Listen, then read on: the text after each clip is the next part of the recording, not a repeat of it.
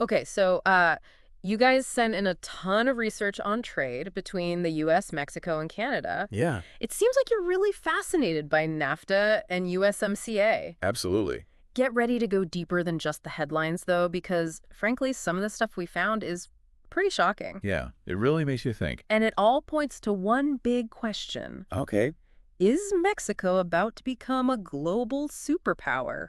Well, the U.S. loves to talk about trade with Mexico like it's a one-way street. Yeah. But if you look at the actual data, the situation's a lot more complicated than that. It's easy to think that the U.S. is calling all the shots. Right. But actually, both the U.S. and Canada rely on Mexico way more than they like to let on. Way more. For example, did you know that Mexico is the U.S.'s single biggest customer? Wow. Bigger even than China.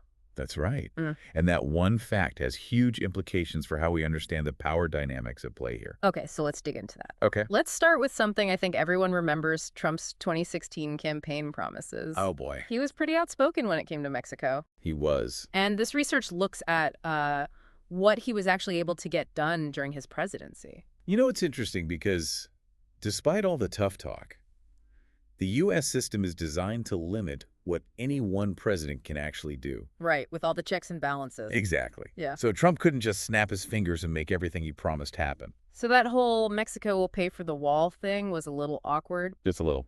But the research also talks about how Trump was willing to be flexible when it came to trade. Yeah. What exactly does that mean, and could it affect how trade negotiations go down today? Well, flexible basically means that Trump was willing to compromise even on some of his big campaign promises if it meant getting a deal done. Oh, so it's not just about ideology. Right. It's about getting results. Exactly. Right. For example, he was willing to adjust tariffs on some products to get Mexico and Canada on board with USMCA. Interesting. And that really sets him apart from some previous presidents. Hmm. It could be a sign of things to come in future trade deals.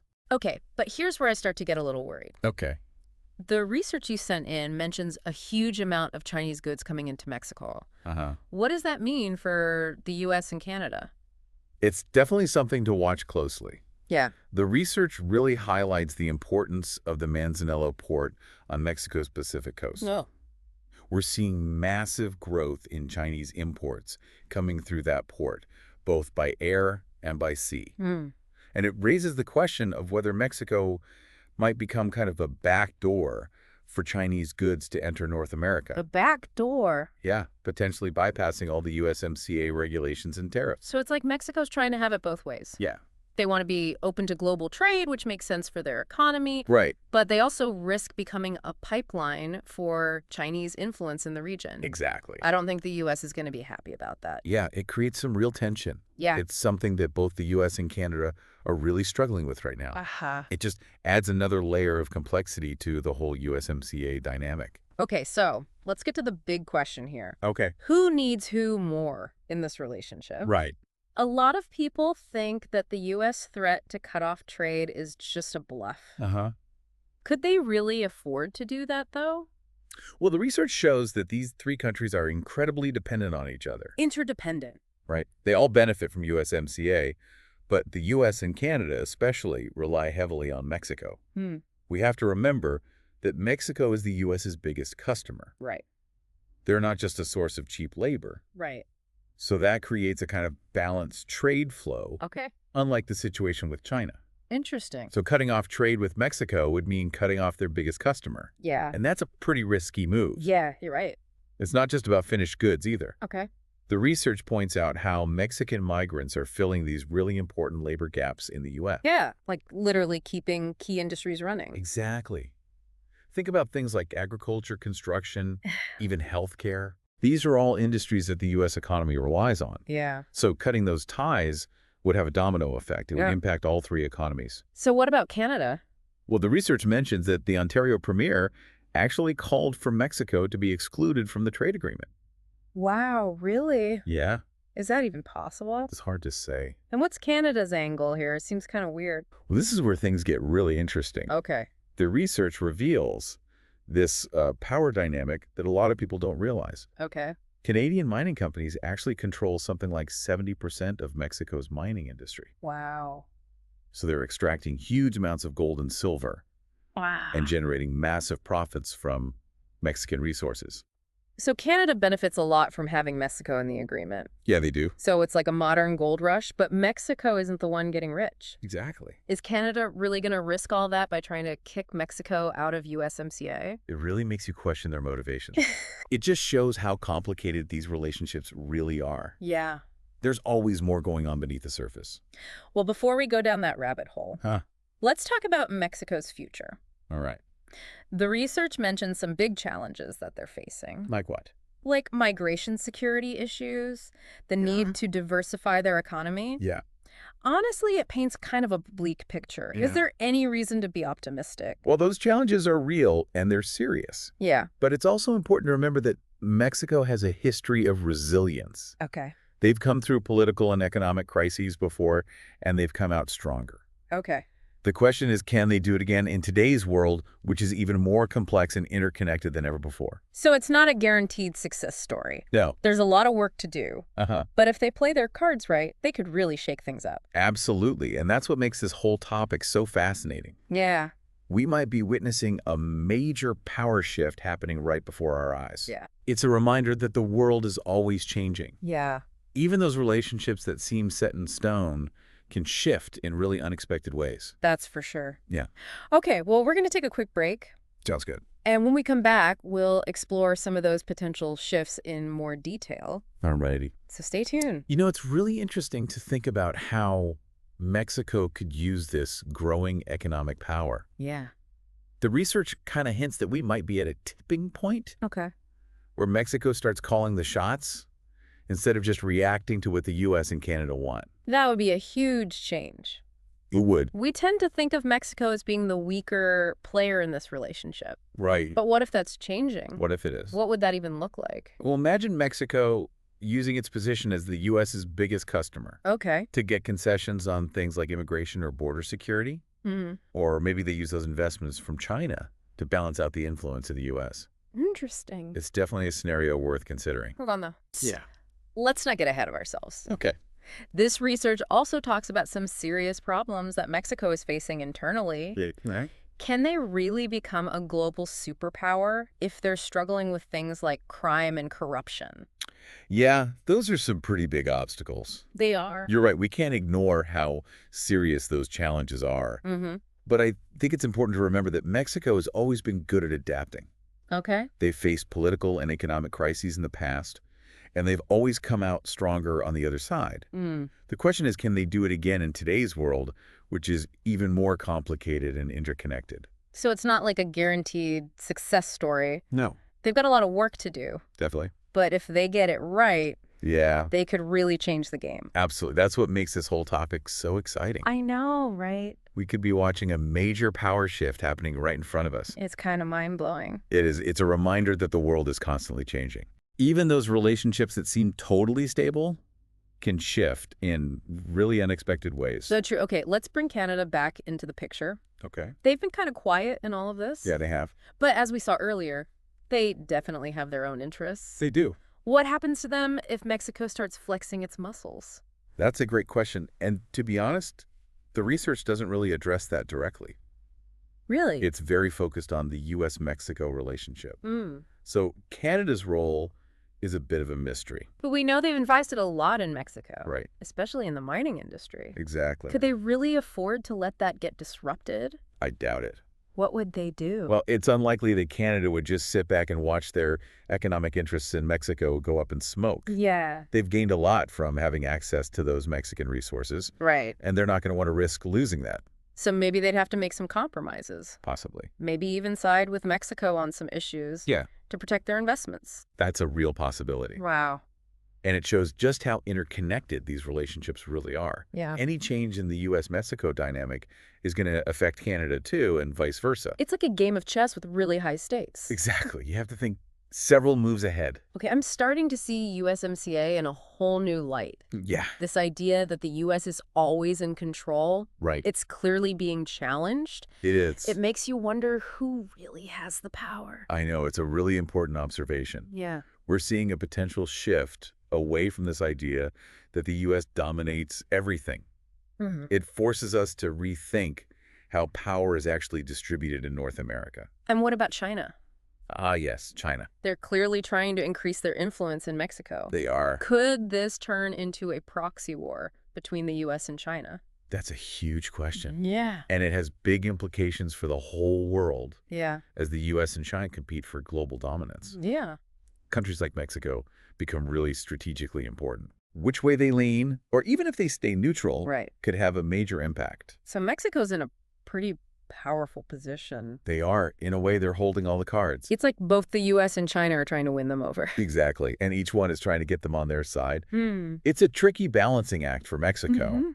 but it's also a chance for them to really assert themselves on the world stage. So if Mexico can handle these problems, Yeah. and if they play their cards right, Uh-huh. they could become a major force in the world. I think so. It'd be like a real underdog story. It shows that the world is constantly changing Yeah. and that our assumptions about power can be completely overturned. Mm-hmm. We're seeing that sometimes unexpected players can rise to the top. This has been a really eye-opening conversation. It has. We started with trade agreements, and now we're talking about the future of global power dynamics. I know, it's amazing. Who knew NAFTA and USMCA could be so fascinating? It really shows how interconnected our world is. Trade agreements aren't just about numbers and tariffs. Right. They reflect these deeper political, social, and even cultural trends. Mm-hmm. And as those trends shift, so do the relationships between countries. Okay, but let's not forget that all of this is happening against the backdrop of some really serious issues. You're right. We can't ignore those. The research touches on the impact of drug trafficking on U.S.-Mexico relations. It does. It's a sensitive topic, It is. but it's an important one. Yeah. So how do you see that playing out in the context of everything else we've discussed? It's a crucial question. Yeah. You know, drug trafficking has been a major point of tension between the U.S. and Mexico for decades. Right. And it's not going away anytime soon. Yeah. But what's interesting about this research Yeah. is that it suggests a more nuanced perspective Okay. than just blaming Mexico for the problem. So what's the more nuanced view? Well, it highlights the role of U.S. demand for drugs. Okay. It also looks at the history of the issue and the complex web of organized crime, corruption, and security challenges that exist on both sides of the border. Hmm. It's not just a simple matter of Mexico needing to crack down. So there's no easy fix. Nope. It sounds like it needs a much broader approach. Exactly. It's something that both countries need to work on together. Yeah. They have to recognize that they both share responsibility Mm-hmm. and that any solutions have to address both the supply of drugs and the demand for them. It's a good reminder that even with all this talk of power shifts and competition, Right. there are still areas where cooperation and mutual understanding are absolutely essential. I completely agree. Yeah. These relationships aren't just about economics or geopolitics. Yeah. They're about people, Yeah. communities, Uh-huh. and shared challenges that require working together to find solutions. You know, it's interesting to think about what a strong and independent Mexico could mean for migration. Yeah. The research mentions that Mexico has the potential to diversify its economy and become less reliant on the U.S. What if they could actually pull that off? Mhm. What would happen to all the people crossing the border? Well, if Mexico builds a strong economy with a lot of different industries, Yeah. one that creates opportunities for its own people, Uh-huh. it could dramatically reduce the pressure to migrate north. Wow. We might see a completely different migration pattern emerge. That would be a game changer. It would. Just think about what it would mean for demographics and labor markets Right. in both the U.S. and Canada. Exactly. It would completely reshape things. It could also give Mexico more leverage when it comes to negotiating immigration policies. Absolutely. They would be in a much stronger position Yeah, to fight for the rights and well-being of their citizens living abroad. for sure. Instead of being seen as a source of cheap labor, Right. Mexico would be seen as a source of skilled workers and professionals. Yeah. They could demand better treatment, better wages, better opportunities for their people. This deep dive has been incredible. It has been. We started out talking about trade agreements. I know. And we ended up exploring the future of global power. It's amazing how these things connect. I know. Who knew NAFTA and USMCA could be so thought-provoking? It really shows how everything is interconnected. Yeah. Trade agreements aren't just about numbers and tariffs. Right. They're a reflection of these deeper currents. Like what? Political, social, even cultural trends. Mm-hmm. And as those trends shift, Yeah. the relationships between nations change too. Okay. One last thought before we wrap things up. Right. The research hints at the possibility of conflict between the U.S. and Mexico. If Mexico starts asserting itself more aggressively, Uh, is that a real risk? well, Could we see a breakdown in relations or even worse, some kind of military intervention? that's a very sensitive topic, It is. and we have to be careful how we talk about it. Okay. The research doesn't say that it's definitely going to happen, Okay. but it does acknowledge that there's potential for friction as Mexico gains more influence. Hmm. And we can't forget that the U.S. has a history of intervening in Latin America, Right. often to protect its own interests. So it's not impossible. It's not. But wouldn't that be a terrible outcome for both countries? Absolutely. A conflict between the U.S. and Mexico would be a disaster Yeah. for both sides and for the whole region. Right. It would disrupt trade, destabilize the border, Mm-hmm. probably lead to widespread violence and humanitarian crises. Yeah, it's definitely something we want to avoid. For sure. So what's the alternative? Right. What's the alternative? How can these two countries navigate this shifting balance of power without ending up in a conflict? It's going to require a big change in thinking. Okay. The U.S. needs to move away from its old way of doing things. What do you mean? This idea that they need to dominate and control everything. Right. They need to start treating Mexico as an equal partner, Okay. respect their sovereignty and their interests. And Mexico needs to be ready to stand up for itself, to Yes. go after its own goals. Right. Even if that means challenging the way things have always been done. Exactly. It's a delicate balance, Uh-huh. but it's absolutely crucial if we want a future where everyone can thrive. Yeah, maybe all this tension and negotiation Yeah. will actually lead to a better relationship for everyone. That's the hope. I think we've given our listener a lot to think about today. We have. It's been an amazing journey It has. exploring trade power dynamics and the future of North America. Well, And it all started with a simple question.